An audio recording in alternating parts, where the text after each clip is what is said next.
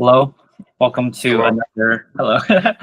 Welcome to another episode of the Circle of Life podcast. I'm here today with Tarek.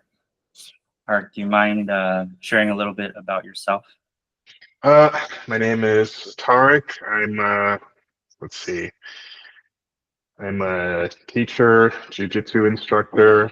I've been living in Taiwan for about 20 years. I'm Canadian. I born in Jamaica, grew up in Canada. Try to visit as try to visit Canada as often as I can. Um, what else would I say? A family man. I'm a father, a husband, a sibling. I'm one of four kids, and I don't know. I guess that's all I would be able to. That's all I would say as a basic introduction about myself. Okay. Um, what in your life do you feel like has come full circle for you, if anything? When you when you say full circle, what do you mean? Um, I guess like something that you feel like there's closure with, or it's like this completion of the hero's journey, I guess, which is like, when you kind of go set out on this adventure and then you kind of close the loop by coming home. So as an example, I would say that for me, coming back here and like coaching basketball at the school I went to as a kid, that's like one mini circle where it's like I grew up playing basketball. I had a coach I really admired, so I knew at some point I wanted to come back and kind of pass that on to the next generation. So being able to do that, it's like an example where it's like I came back to where I started, to pass something on, or if that makes sense.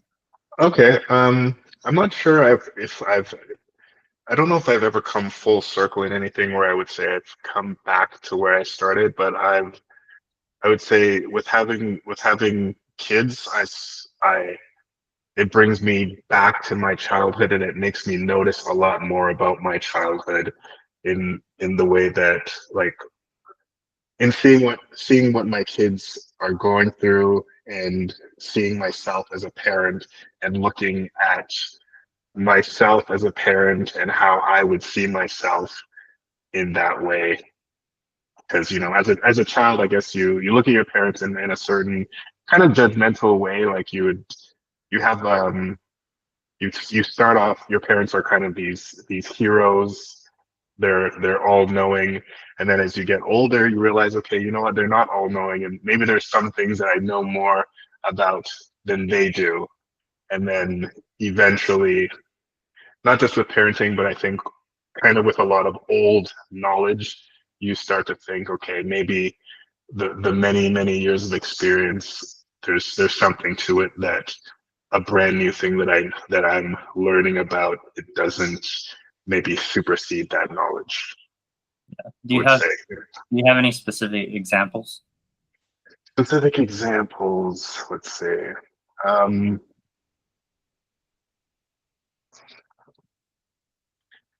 Kind of like, and these are not like hard and set ideas, but let's say there's because I grew up in more. I'm a little bit older than most of my peers. I'm 47 right now, so I grew up in the 80s and 90s. I think at that time, I think the parenting style and the family style was kind of a little bit more free range. Like we would spend a lot, the kids would spend a lot more time by themselves. And I find that parents of this generation, including myself, are a lot more, I guess, overbearing of children. We want to plan out our kids' futures, and we want to like turn them into little success machines. And we try to do that by putting them in this and putting them in this and putting them in this. But we made it causes them to miss out on a lot of like self exploration and learning things by themselves. And I noticed that with my kids, that there's certain things that I could try to instill in them or teach them directly, but it doesn't necessarily it's not necessarily sticky unless they learn it by themselves. So there's like there's some hard lessons that I think kids just have to learn on their own. I guess one example of this would just be teaching my son how to ride a bike, and just he learns how to ride the bike and he immediately wants to go fast. He immediately wants to go downhill. I want to protect him. I want to tell him to slow down. But deep down, I know, okay, this is something he has to go through by himself. He has to fall. And I have to like let go of this perceived control that I have. So I guess that would be kind of something that I've kind of gone back and forth on. Like as a kid, I want to be free. As a parent, I want to control because I know best. And then it comes back to, yes, there has to be freedom because without it, there's no real learning. Yeah. And I'm seeing this also in like teaching jujitsu as well, with like the inclination to try to micromanage things and say, put your hand here, do this, do this. There's lots of things that we kind of have to learn by experience and trial and error. I guess that would be a roundabout full circle thing that I'm starting to come to realization with.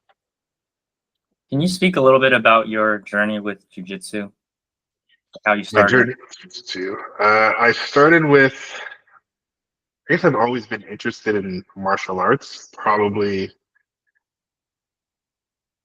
I would say it's probably sparked from seeing the Karate Kid, and like I loved things like Kickboxer, Bloodsport. I love these movies.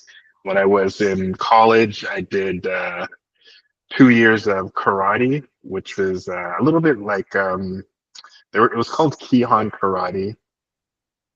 I guess it was kind of a branch of Ishinryu Karate, which we did striking to the body. We did pretty hard sparring, just no punching to the head, kicks to the head. We're good. And I always liked it. I always liked, I guess, the magic of martial arts. Even I remember even like way back as a kid, like in elementary school, one of the kids in on my floor in my building, his older brother was learning some form of kung fu, and he had nunchuck, and just I was this was like he was like a hero to me. I've always just thought martial arts was just a very interesting thing. So I did some boxing a few years after I came to Taiwan, and go back to the karate. In that karate school, which was in Windsor, Canada, where I was going to university, they had started ground fighting, which is basically jujitsu, and they started to put this into their belt grading system. So if you're getting a black belt in this karate system, you do like multiple rounds with fresh opponents, and then they would put you on the ground, and you would also have to do some grappling, basically, which they call ground fighting. So I remember I had learned a basic arm bar and triangle. I was never very good at it. Much later on, when I was in Taiwan, I got into boxing through, I can't remember how I found the boxing gym. I think I just went and found it on my own. I had a friend that was teaching kung fu here. I would do kung fu in the park for a little while, and then in the boxing gym, somebody had told me that to come and just check out jujitsu, and I'd always wanted to do jujitsu ever since way back in the karate days, but I just had no outlet to find it. And there were quite a few guys in that boxing gym that were coming up on like a budding MMA scene here, and they brought me into Taiwan BJJ, and I just loved it. I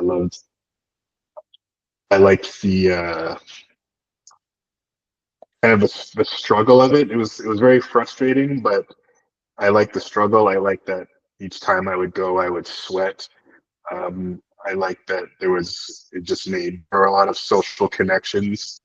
Over time, pretty much all of my friends became people that I had met through jujitsu. Um, so yeah, I think it's partly the social connection and just the physical the physical aspects of the jiu-jitsu. There's a puzzle to it. When I came in, I was very into weightlifting, and I always felt like I was strong, but to be like kind of manhandled by somebody that I thought this I could easily handle this nerd, but he would just kind of manhandle me, and I felt like I was drowning. And the fact that somebody so much smaller could make me feel that way, it just like intrigued me more as to like there's really something here. So that would be my initial attraction to jiu-jitsu. And from that, I just kept training. I kept training. I would do competitions. I would travel, do competitions. I one of the I guess my main instructor at the gym, he broke off and he went and he started his own gym. I followed him and I kept, I guess, maybe getting better. I got my purple belt when I was there, and then I moved back to Canada where I stopped training for about 3 years. I came back to Taiwan during like right before COVID, and then during COVID, I met up with Marshall Stamper, another jiu-jitsu practitioner here, and just by happenstance, he was at a friend's house. We were watching the John Jones versus Dominic Reyes match, where I thought it was very like we thought John Jones lost that fight, and he just mentioned, okay, you know, I have these mats. Somebody that was training with me before, he's not coming anymore. If you want to train, I train these days on these mornings, and he happened to live very close to me, like in the same neighborhood. And I just said, okay. And we just started training, and I would come to his house, train twice a week. And that was 5 years ago. And we've still stuck with that of just training at the house. And I would also go sometimes train at other places as well. But I guess he would be my primary training partner would be Marshall, and because we could arrange our own schedule rather than being on a gym schedule, which doesn't always work with my working schedule. So through that, kept training. I have a good affiliation with Bears Den, Dimitri from the Bears Den in Taichung. I got actually a surprise brown belt. I went down there to film a seminar that Marshall was putting on, and they surprised me with a brown belt. So I would say my association with jiu-jitsu is that. I also do a lot of I guess jiu-jitsu videos. I think we have probably like 130 jiu-jitsu videos on our YouTube page by now. So that would be my jiu-jitsu journey in a not so short story. Nice. What do you admire most about Marshall? What I admire most about Marshall? He's an even-tempered guy. He's a likable guy. He seems to make good connections easily with people. I would say he has good integrity. Just overall, he has a good. He's not. There are many people out there that are kind of like hot-headed and hard to deal with, and he would not be one of them. So like I said, he's a very even-tempered guy. He's a good listener. He asks good questions, and I don't know. I can't put a finger exactly on what it is, but I've always gotten along with him. I mean, there are obviously times where you can't always get along, but we're always able to work out any, I guess I wouldn't say big disagreements, but I think we have a good level of communication, and we're both pretty like open with each other. So yeah, I mean his jujitsu is great. He's taught me a lot. He's also been very committed like it's easy for somebody to say, okay, come train at my place, but then maybe a few weeks later, they might say I don't feel like it, or I'm sore here, but he's stayed committed to it as well. So I think it's almost like an ongoing. Uh, we I guess neither of us are stopping.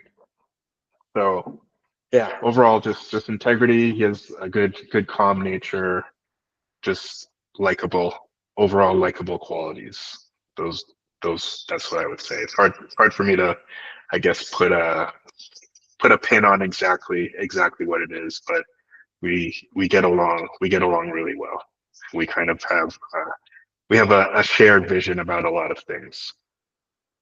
Yeah.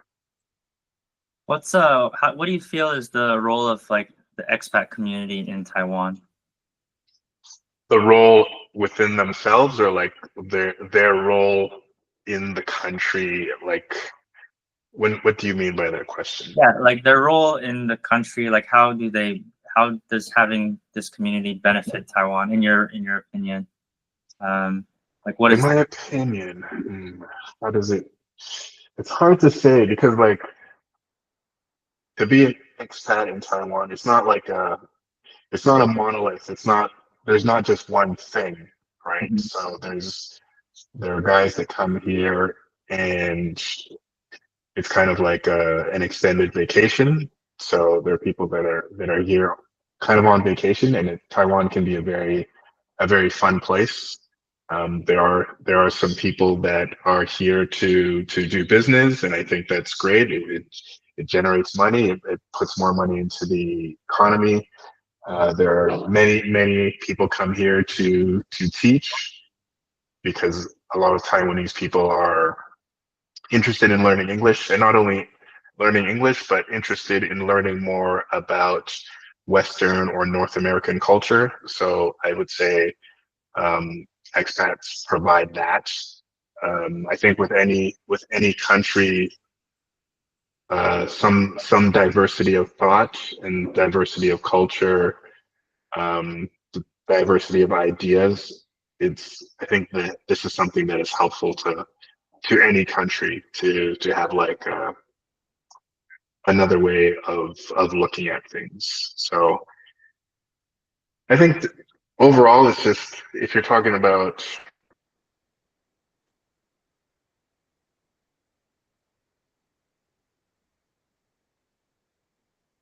how can you say an average Taiwanese and expat, because the culture is different. We are raised different. It's neither is right or wrong, but it's just to be able to see that there are other ways to look at the world, or there are other approaches to thinking of things. But I wouldn't say there's one way that expats harm or benefit Taiwan. It's hard to say. I couldn't say it's just one thing. It depends on each individual. Everybody's here for a different reason, and everybody lives a different way while they're here. So I think I mentioned to you before that as an expat here, sometimes you do feel that you're kind of outside of society. I think it depends on how involved you are in different groups, or how well you speak the language. I did do about 3 years of language when I came to Taiwan, just on my own. So my Chinese is not bad, and I have made a few friends here. I've made a lot of good connections here. My business partner here at the school is Taiwanese, so that's huge. But yeah, I think it's totally individualistic. Everybody comes with different expectations, and everybody finds different ways of making their way here. Do you do you or your family have still a strong connection to your Jamaican roots, or was that kind of like before your time? My so my parents, they still speak with a Jamaican accent. In Canada, Canada's slightly different than what I've seen in certain neighborhoods in the US, in that, like, especially in Toronto and the surrounding area. So I grew up in a city called Brampton outside of Toronto. And I would say, I'm gonna say like 95% of my friends or people that I knew in school were first generation Canadians. So in Canada, or at least in Southern Ontario, most people have a strong connection to whatever country they're originally from, as well as to Canada. So as time goes on, I think, like, as generations go on, there becomes more and more of a Canadian identity, and I could see that blossoming more and more. As I was growing up, there was everybody was Canadian, but each person had a very strong connection with where they came from. So I would say, um, Canada probably has more of an influence on me than Jamaica, but the Jamaican culture was strong in my household. A lot of my friends were from the same background. Either they themselves were born in Jamaica like me, or their parents were born in Jamaica. So you go to the other people's families' homes, and they're speaking with the Jamaican patois, and the food is Jamaican, and people are often visiting their home countries. There's also, like, different Caribbean people that kind of, like, blend together as well. So I would say, I don't know how to break it into a percentage, but yeah, there's definitely an aspect that was very influenced by Jamaica, but growing up in Canada, it was huge, and I could see that my life and my I guess my outlook and everything is different than my cousins that stayed in Jamaica. So I'd say yes, there's an influence, but Canada also has a strong, huge influence on how I grew up. What's Massive. what's the difference that you see between you and your cousins? The difference that I see between me and my cousins in Jamaica, like, my parents are not, like, they're not from rich families in Jamaica. I wouldn't say they were poor families. Um, Canada's just it was just always more developed.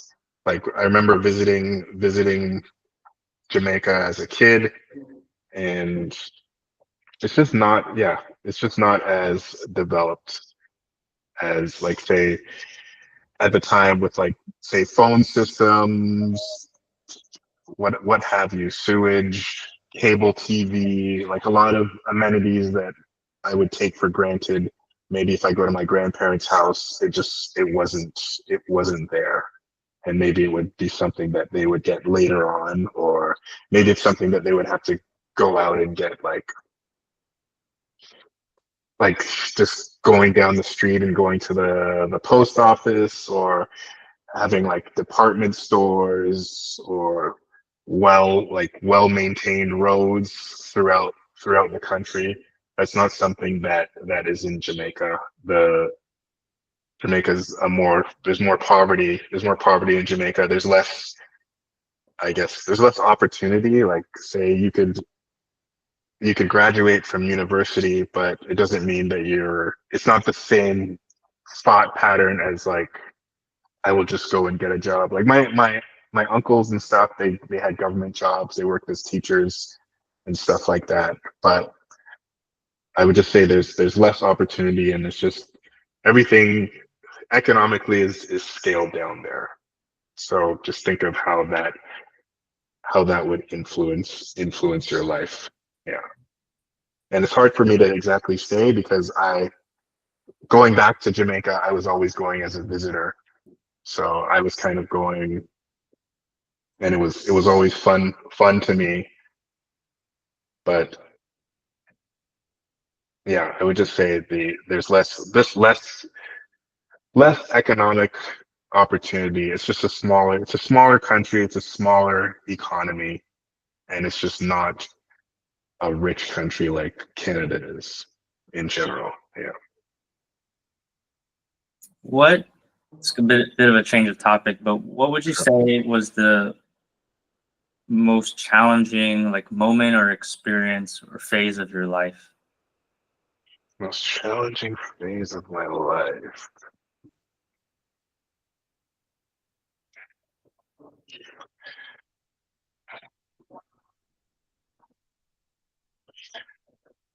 I don't generally, I mean, I've had challenging moments in life. Like I've definitely had challenging moments in my life. I can't say I've had a hard life. I think it's I've been lucky. I think my parents just with no doing of my own, I think my life has been pretty comfortable.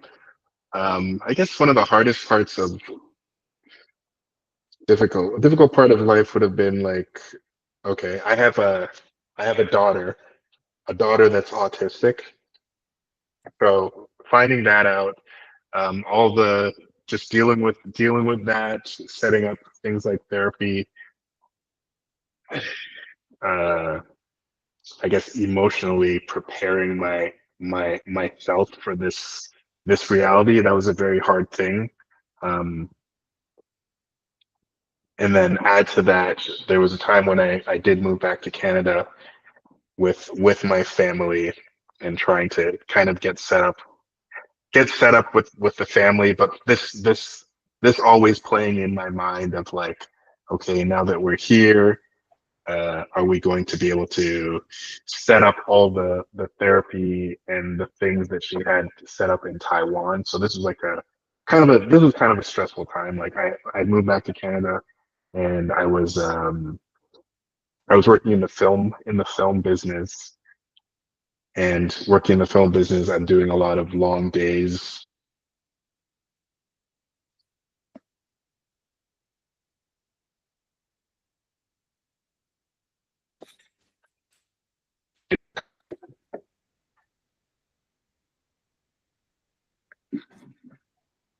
Alone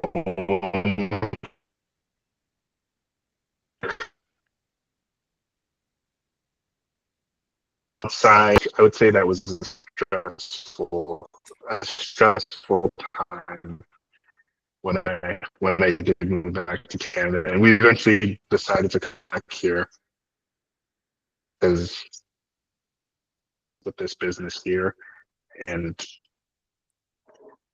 a big part is that Taiwan's like medical healthcare system is it crushes most places. Canada has a good one as well, and Canadians hate to hear this when I tell them this, but Taiwan's medical system is it's much better than Canada's.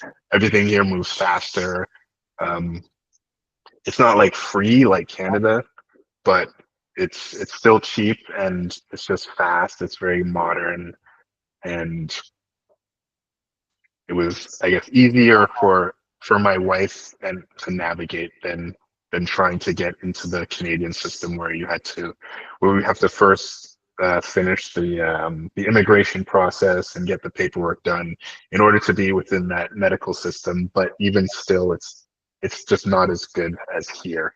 So this move back to Canada and then coming back here, that would probably be that was a hard time and a hard period, just because I'm uprooting everybody to go there and then deciding, you know, can we stay there or should we uproot and come back, and then making the decision to uproot and come back. That was a hard decision because admitting you're wrong, admitting that you you might have like set things back a few years, but at the same time to not be so stubborn as to say it doesn't matter what, we're staying here no matter what. I thought we as a family decided that coming back here would have been probably better for everybody. So that was a hard period. If you could only like teach your children one lesson, what would it be? Each one lesson.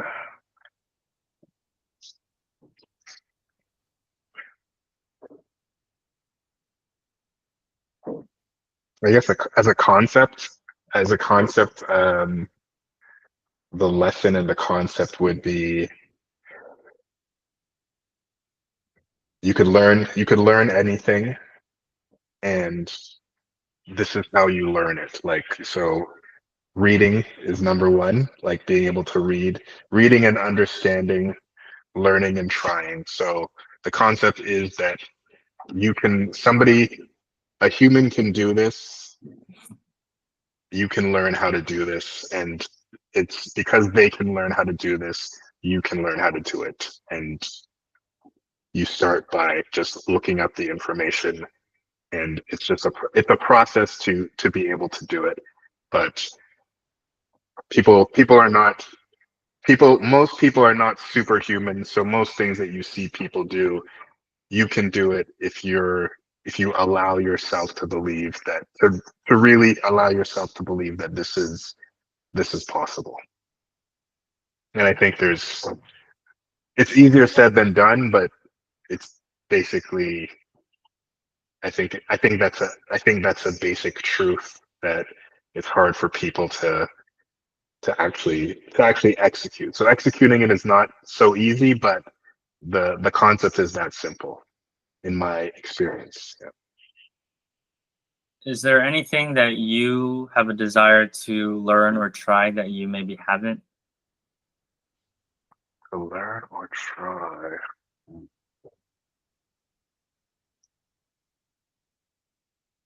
Learn, let me think.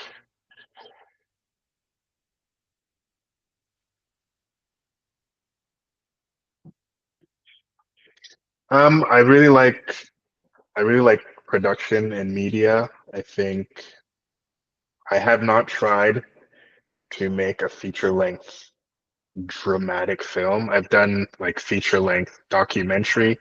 I have not tried to make a feature length narrative film. That is something that I would like to try. Um, what else? That's the only thing that comes to mind right now. I would like to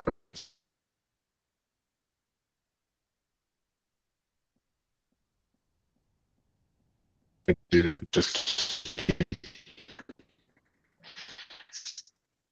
keep going with, I guess,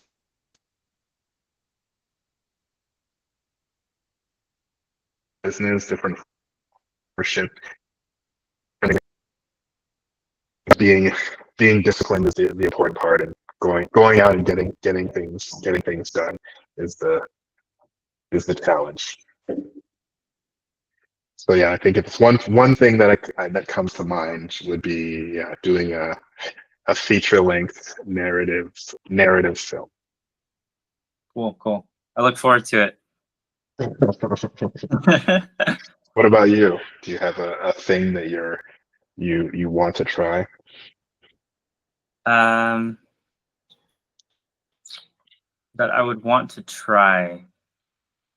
I would want to try more like sports or activities that are closer to nature. So like kite surfing was one that I did. Like I took a few classes on, but didn't really get into. Um, Maybe like rock climbing, Hmm.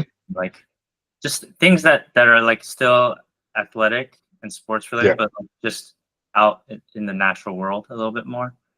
yeah, Um, yeah, Sailing yeah. or I something like like that. that. Yeah. Yeah, I feel that. I feel that. I do enjoy. I really enjoy the beach. We in the summer we're probably out at the beach almost every weekend. I like snorkeling. I like to be out in the ocean, like out in the water. I really I really enjoy those times. Just yeah, I would say snorkeling in particular is something that I really like to do. Yeah, just because, yeah, being out in nature. I've had Somebody has asked me about doing spear fishing. I've Mm. never seen people doing it here. I've seen them doing it when I was in Jamaica. Something I would be curious to try. That would be another thing I'd like to try Yeah. is spear fishing. But I would have to go with somebody that knows what they're doing. Once you're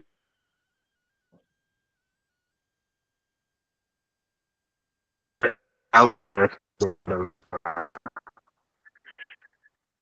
just knowing the water and knowing where I am, a good area, and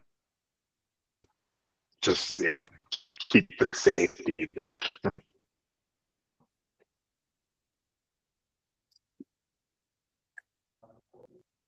What about you? Do you swim, snorkel? Sorry, there's a little bit of lag on your. I don't know if it's your Wi-Fi or mine. I don't know if you can hear Is me right there? now. I'm, let me see. I'm in an alley, There's a little bit so of it lag might. going. I can hear you. I can hear you. You can hear me? Okay. There's been a couple times where you've slowed down. I'm not sure. Yeah, I can hear you. I can hear you.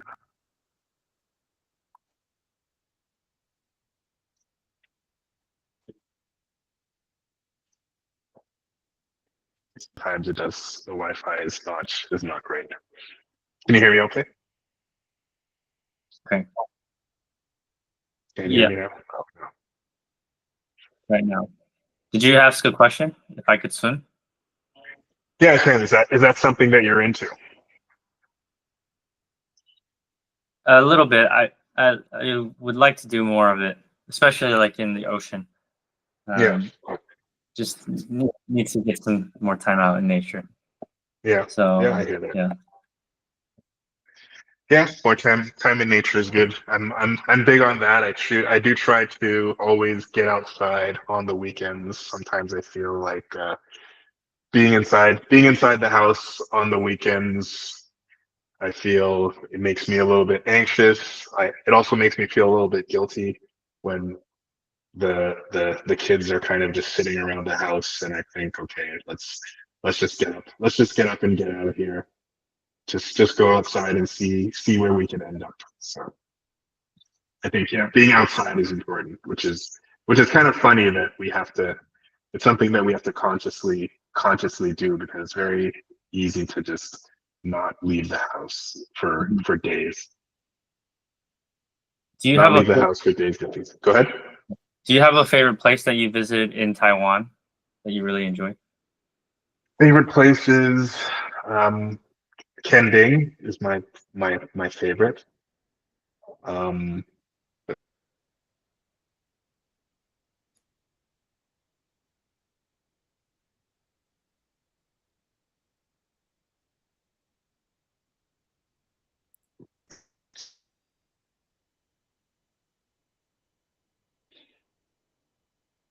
to get to,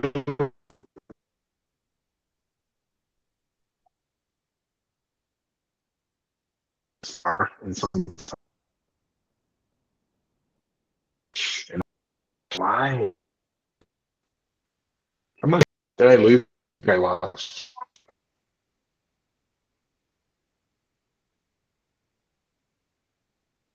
I don't know why this is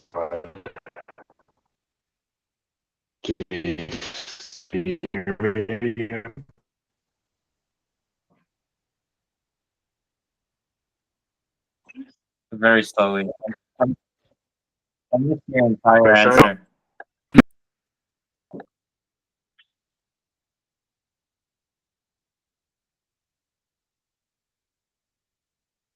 Hello? What's that? Hold on. Be my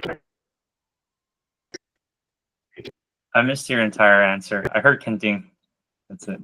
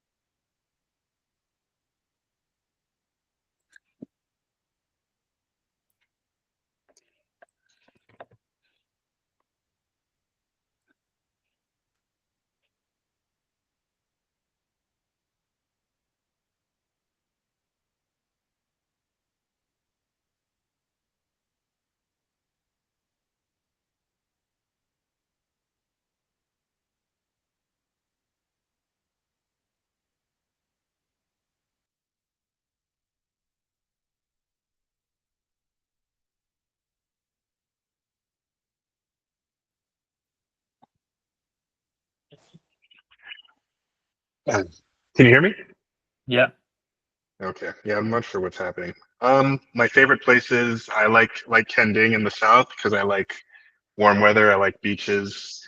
I like Taroko Gorge in Hualien because it's a very stunning place. And in the north here, I really like Baishawan Beach. There are a few other beaches that I go along the north coast, but I really like Baishawan because it has a mix of like rock or sorry, beach, and it has some like rock and coral area where you can kind of snorkel around.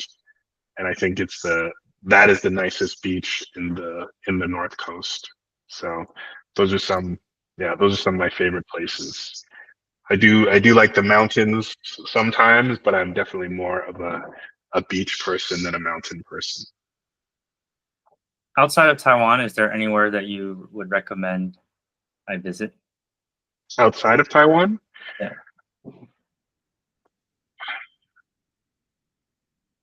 well, you've been to Koh Tao. I liked Koh Tao.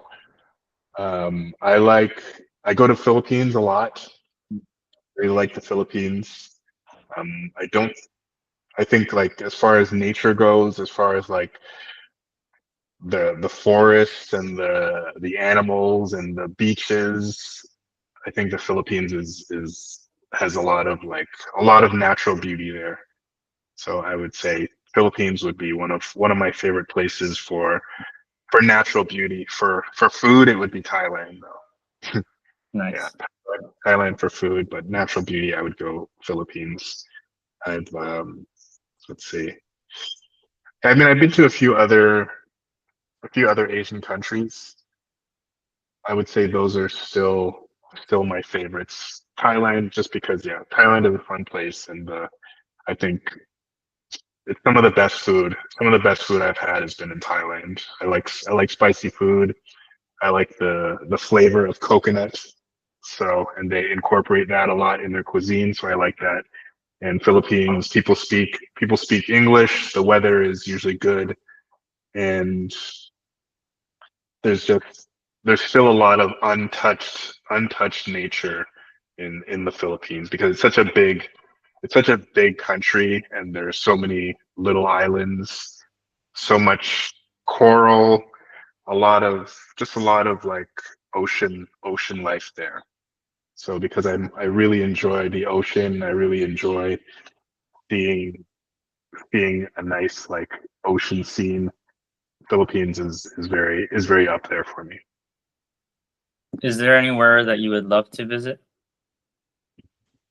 Kenya, I'd love to visit Kenya, Ethiopia. Those are I guess two of the two countries that I would definitely like to visit within say the next I don't know 5 to 10 years. Maybe when the kids are a little bit older, just bring everybody.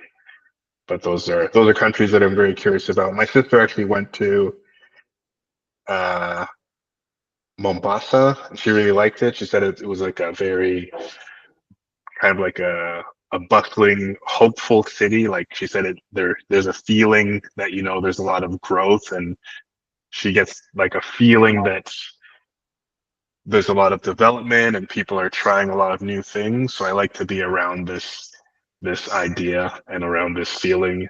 And of course, they're famous for their safaris and their big cats and like the big five animals. Because I'm a total animal guy. So I would love to see everything there. Yeah. Awesome. What about you? Places I would love to visit. Yeah. Um, Mongolia and Kazakhstan, like around that area. I've never Yeah. been. I've never been to Eastern Europe.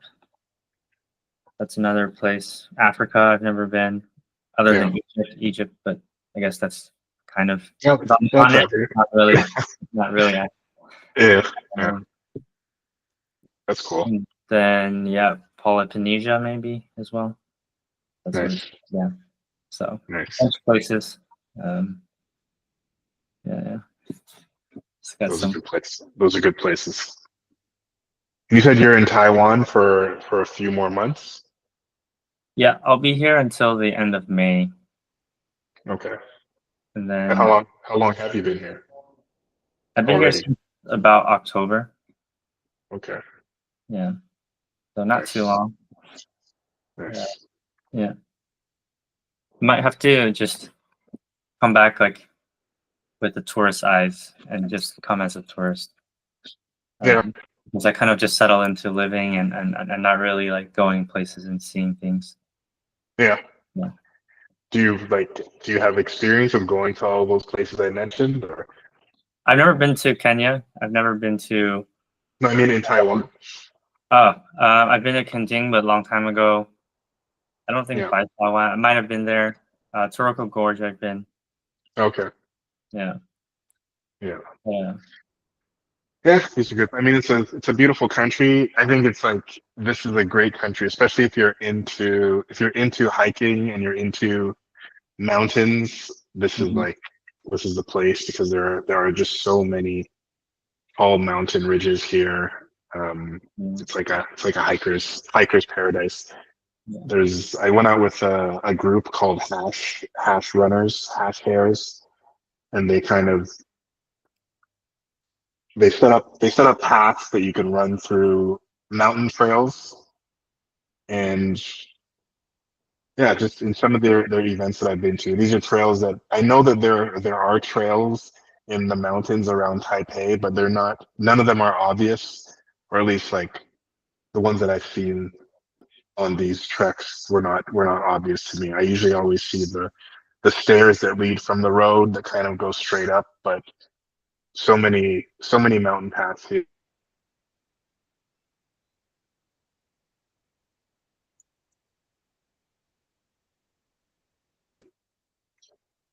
Picturesque, very high mountain natural beauty that can be explored, but it's not always obviously accessible. What would you tell people to try to get them to more people to come visit? Taiwan, Yeah. uh, I would just say Tai, if you're talking specifically about Taipei, I would say Taipei is it's a very fascinating blending, especially if you're into architecture, blending of old and new architecture together. The amenities and the facilities in Taiwan are super modern compared to the US or Canada. Like Taipei is a very modern city. The transportation is excellent.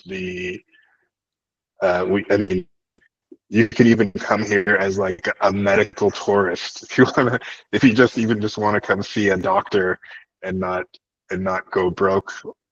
You could buy a plane ticket and see a doctor for less than you would probably cost you to see a doctor in California for a lot of ailments. So that's a huge reason to come here. I would say the people, it's very safe here.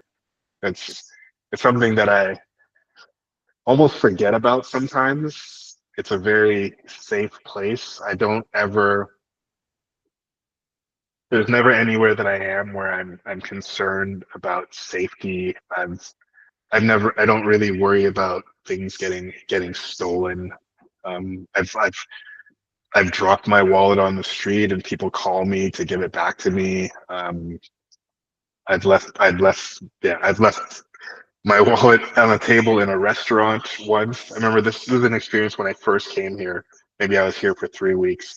I left my wallet in a restaurant and I went back there maybe 20 minutes later and it was there on the table. They had just cleaned around it. They didn't even touch it. Like so things like that.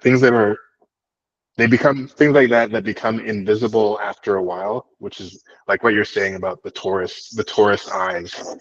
Things like that are easy to take for granted, but if you're seeing it as a tourist and really comparing to what other places are like certain parts of the US, certain parts of Europe, I know that there's a very good chance of getting at least pickpocketed and I've never heard of somebody getting pickpocketed here ever. So yeah, it's a big. These are big things that I think are very important and very I guess reassuring that I don't have to worry about my safety. People are pretty friendly. People are always helpful. I would say people are generally helpful here. So, and just like I said, a lot of natural beauty. You have like a variety of weather. If you like kind of temperate weather, then you come to Taipei. If you want more tropical weather, you could go down to Kaohsiung, go down to Kending. So there's a mix of things. Fairly cheap to travel around the island as well. Um, I think those would be the biggest things that that come to mind right away. Yeah. All right. So overall, it's a pretty good place. Yeah. Thanks for the endorsement. More people out here. Okay. Well, Yeah, for sure. in the interest of time, because I know you have a class coming up, I'll just ask some rapid Yes. fire questions kind of at the Sure. end.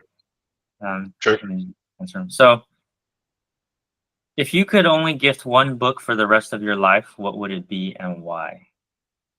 Gift one book for the rest of my life. There's a book I like. It's called The Rookie. It's a science fiction book. It's in a series called the Galactic Football League. It's about a quarterback that lives on he lives on this planet that's a very like religious fundamentalist planet that doesn't want humans to mix with the aliens, and he leaves this planet to go out and play in this galactic football league against the wishes of the priest in his community. And he goes out and he I guess he mixes and he becomes friends with the lower races. And just it's just a very like crazy book. Like you have talking dolphins and you have the people like different types of aliens are specialists in certain positions on the football field. You have flying refs that kind of look like manta rays, and they all have like their backstory where their species comes from. And I've probably read the book like 5 times. I keep going back to it. It's just a really cool. The writer's name is Scott Sigler, and he created this really cool universe in this book. So I would say that would be, yeah, off the top, that would be my book recommendation. Yes. What is your favorite quote? My favorite quote.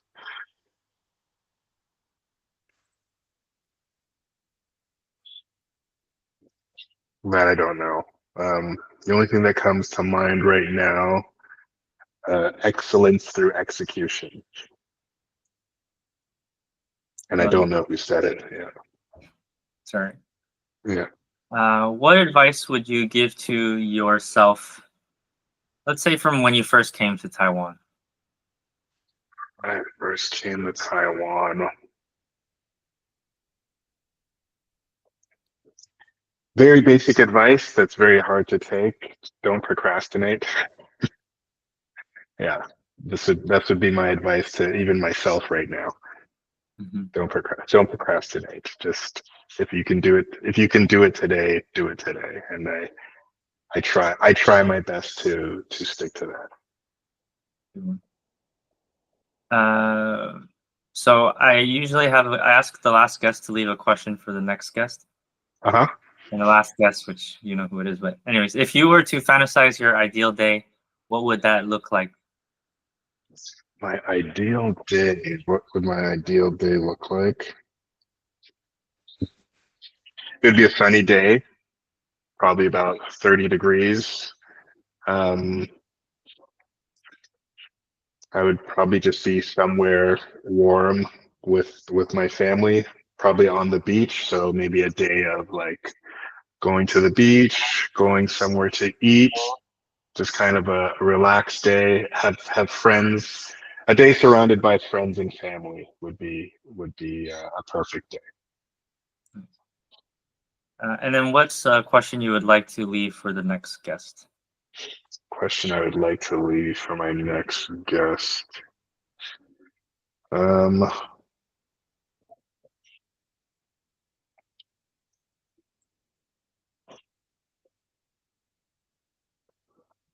What is something that keeps you up at night? What keeps you up at night? Yeah, what is something that keeps you up at night? Would you care to answer that question? That keeps me up at night.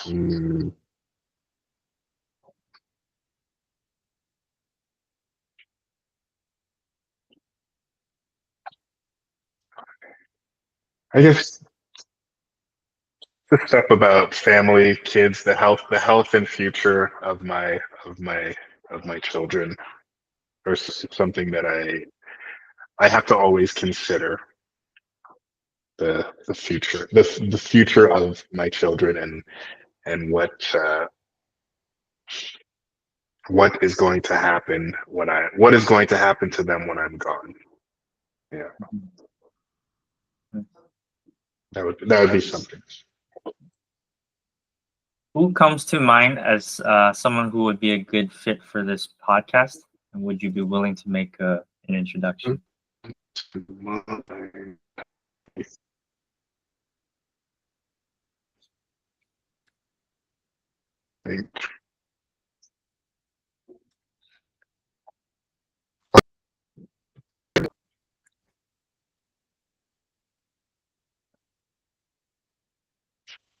think I'll have to think about this. I'll have to get back to you on this one. No worries. Yeah. Okay. And then lastly, is there anything you would like to share, promote, or request from the audience?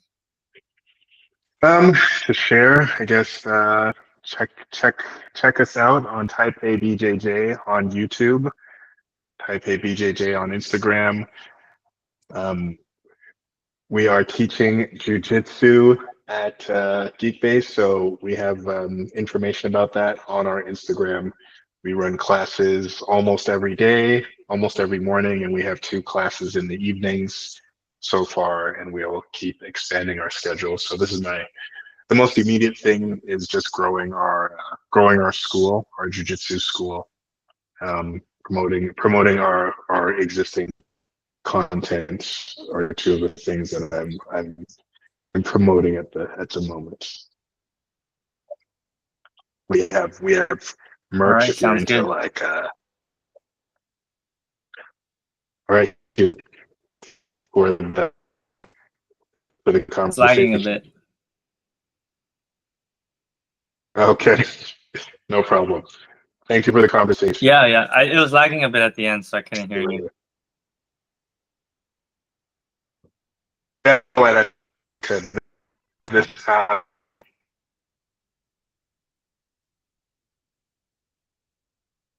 this office is in an alley, and sometimes the signal is in and out. Hey, man, it was lagging at the end. It's okay. Yeah, I know it lags sometimes. Thank you for the opportunity. Thank you as well. Was there anything that you said at the end other than the Taipei BJJ stuff on YouTube and Instagram that I didn't get? Taipei BJJ, taipei.bjj.com is the website. We have merch on there too. We have like Taiwan themed rash guards and shorts as well, if you're into that. Nice. Okay. All right. Yeah. Thank you. Okay. Take care.